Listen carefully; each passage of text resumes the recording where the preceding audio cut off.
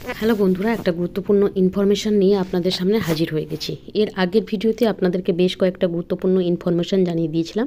এখনও পর্যন্ত যারা দেখেননি দেখে নেবেন। আসন্ন বাজেটে কী হতে চলেছে সমস্ত বিষয় সবিস্তারে আপনাদেরকে জানিয়ে দিয়েছি।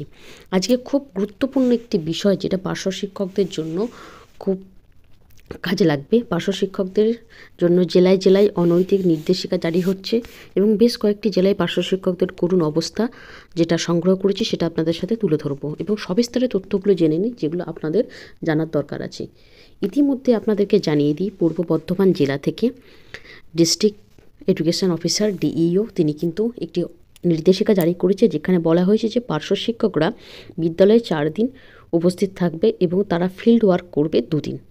আপনারা প্রত্যেকেই জানেন যে সপ্তাহে 5 দিন স্কুলে গিয়ে 1 দিন ফিল্ড ওয়ার্কের কথা আছে এবং সেই কথাও কলকাতা হাইকোর্টে কিন্তু যখন রাজ্য সরকার মেনে নিচ্ছিলেন তারা বলছিলেন যে সপ্তাহে নাকি মাত্র 4 দিন তাদের ক্লাস, আর বাকি ক্লাস করতে হবে না।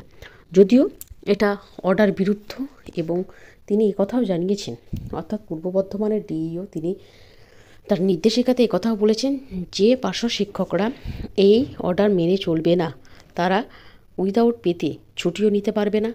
এমনকি এরপর যদি তারা আবার কাজের জায়গায় ফেরত আসে তাহলে তাদের জেলা থেকে অনুমোদন নিয়ে কাজে যোগদান করতে হবে।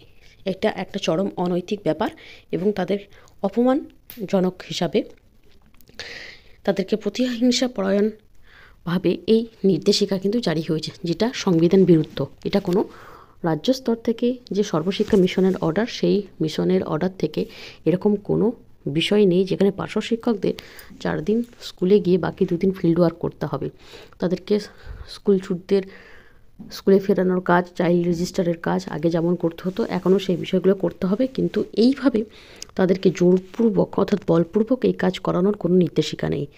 ইতিমধ্যে জলপাইগুড়ি জেলাতেও এরকম নির্দেশিকা এসে গেছে, যেখানে বলা হচ্ছে 4 দিন তাদেরকে স্কুলে যেতে হবে, বাকি 2 দিন ফিল্ড ওয়ার্ক। রিজয়নিং এবং উইদাউট পের জন্য যে তারা ছুটি নিতে পারবে না সেই বিষয়টাও কিন্তু সেখানে নির্দেশিকা জারি হয়ে গেছে। এর আগেও আপনারা দেখেছেন বিভিন্ন জেলাতে যেখানে শনিবারটাকে নির্দিষ্ট করে দেওয়া হচ্ছিল ফিল্ড ওয়ার্কের জন্য, আর বাকি 5 দিন তাদেরকে স্কুলে প্রেজেন্ট থাকতে হবে। এটা এসআইরা নিজেরা নিজেদের মতো রুলস করে তাদের ঘাড়ে চাপিয়ে দিচ্ছিল, এটাও আপনারা দেখেছেন। ইতিমধ্যে কিন্তু রাজ্য স্তর থেকে বিভিন্ন নেতৃত্বরা ঐক্যবদ্ধ হয়ে পূর্ব বর্ধমান জেলার ডিস্ট্রিক্ট অফিস ঘেরাওয়ের কথাও বলেছে, যেখানে বলা হচ্ছে যে পার্শ্ব শিক্ষকদের প্রতি এহেন অপমাননা মেনে নেওয়ার কথা নয় এবং তাদের অনৈতিকভাবে জোর করে এইভাবে কাজ করানো যাবে না। তাদের নিজস্ব মতামত, তাদের আইনে যেটুকু কাজ করার কথা আছে তারা শুধু সেটুকুই করবে। কোনো রকম সরকারি যে নির্দেশিকা জেলা স্তর থেকে নিজের মতো করে তৈরি করা হয়েছে, এসআই থেকে ডিআই থেকে ডিইওরা এটা করতে পারেন না, কারণ এটা আইন বিরুদ্ধ। তাহলে কিন্তু আইনি ব্যবস্থার পথে পার্শ্ব শিক্ষকরা এর আগেও ইপিএফ মামলা থেকে শুরু করে এখনও পর্যন্ত তাদের বেতন বৃদ্ধির যে স্ল্যাবের জন্য যে মামলা আছে, সমস্ত মামলার পাশাপাশি এটাও তাদেরকে সেই পথে হাঁটতে হবে যদি তাদেরকে বলপূর্বক এই নির্দেশিকা মানতে বাধ্য করা হয়। কারণ ডিআই থেকে এসআই থেকে সমস্ত স্কুলের হেড অফ দ্য ইনস্টিটিউশনের কাছে এই অর্ডার চলে যাবে এবং তাদেরকে মানতে বাধ্য করা হবে। সেই জায়গা থেকে পার্শ্ব শিক্ষকদের এই এক করুণ অবস্থা।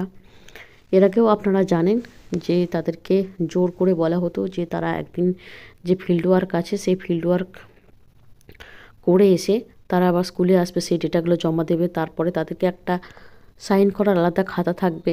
এইভাবে তাদেরকে বিভিন্নভাবে হেনস্থা করা হতো।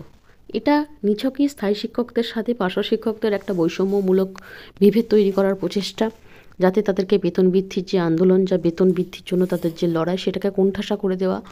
এই ধরনের বিষয়গুলো প্রতিহিংসা পরায়ণ হয়ে এই চিত্রগুলো তুলে ধরারও একটা মাধ্যম হতে পারে।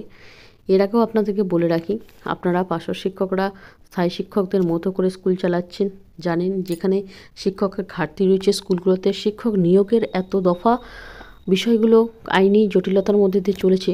এই পার্শ্ব শিক্ষকরাই কিন্তু দিনের পর দিন স্কুলগুলো চালিয়ে আসছে। সেটা প্রাথমিক স্তর হতে পারে, উচ্চ মাধ্যমিক স্তর, মাধ্যমিক স্তর, উচ্চ মাধ্যমিক স্তর, প্রত্যেকটা স্তরেই এই অস্থায়ী পার্শ্ব শিক্ষক, চুক্তিভিত্তিক শিক্ষক শিক্ষিকারাই কিন্তু স্কুলের শিক্ষার মানদণ্ডটাকে এগিয়ে নিয়ে যাচ্ছে। সেই জায়গা থেকে শিক্ষার ক্ষেত্রে তাদের যে অবদান সেটাকে মাথায় রেখে তাদের ন্যূনতম মূল্যবৃদ্ধির দিনে বেতন বৃদ্ধির কোনো বিষয় তো আলোচনা হচ্ছেই না। সেই জায়গা থেকে তাদের একের পর এক নির্দেশিকা জারি করে তাদেরকে একটা অবমাননার পরিস্থিতিতে ফেলে দেওয়া হয়েছে, অনৈতিক নির্দেশিকা যাকে বলা হয়। এই নিয়ে কিন্তু রাজ্য স্তরের নেতৃত্বরা অবশ্যই মুভমেন্ট করবেন এবং পূর্ব বর্ধমান জেলার মতো জলপাইগুড়ি জেলা এবং অন্যান্য জেলাতেও পরপর দেখা যাচ্ছে পার্শ্ব শিক্ষকদের জন্য নতুন নতুন করে নিজেদের মতো করে সার্কুলেশন জারি করা হচ্ছে, যাদেরকে অন্যায়ভাবে এটা মেনে নেওয়ার কথা বলা হচ্ছে। এর আগেও আপনাদেরকে একটা চিত্র তুলে ধরেছিলাম, যেটা বিভিন্ন স্কুলে পার্শ্ব শিক্ষকদেরকে স্থায়ী শিক্ষকরা বা নেতৃত্বরা বা ম্যানেজিং কমিটির নেতৃত্বরা অনেকেই দেখা যাচ্ছে যে হেনস্থা করছেন। এছাড়াও সার্কেলের ক্ষেত্রে বলুন, বিভিন্ন জোনাল যে খেলাগুলো হচ্ছে সেখানে পার্শ্ব শিক্ষকদের অ্যাটেন্ডেন্স সিটগুলো দেওয়া হয় না, তাদেরকে আলাদা করে দেখা হয়। তাদেরকে বিভিন্নভাবে স্পোর্টসের মাঠেও স্থায়ী আর অস্থায়ী পার্শ্ব শিক্ষকদের এর ডিসক্রিমিনেশনগুলো খুব চোখে পড়ে, যেগুলো স্থায়ী শিক্ষক হিসেবেও অনেকে প্রতিবাদ করেন, আবার অনেকে তাদেরকে কুনজরে দেখেন। এই বৈষম্যগুলো কিন্তু একের পর এক তৈরি হয়েছে শুধুমাত্র যে মর্যাদার ক্ষেত্রেই নয়, এটা বেতন কাঠামোটা আলাদা হওয়ার জন্যও কিন্তু এটা অনেকাংশে দায়ী। তো এই কয়েকটা বিষয় আপনাদের সাথে তুলে ধরলাম, পরবর্তী ভিডিওতে আরও আপডেট নিয়ে আসছি। এখন এই কয়েকটা বিষয় তুলে ধরলাম, পরবর্তী ভিডিওতে আরও আপডেট নিয়ে আসছি। এখনকার মতো এইটুকু। ভিডিওটা দেখার জন্য ধন্যবাদ।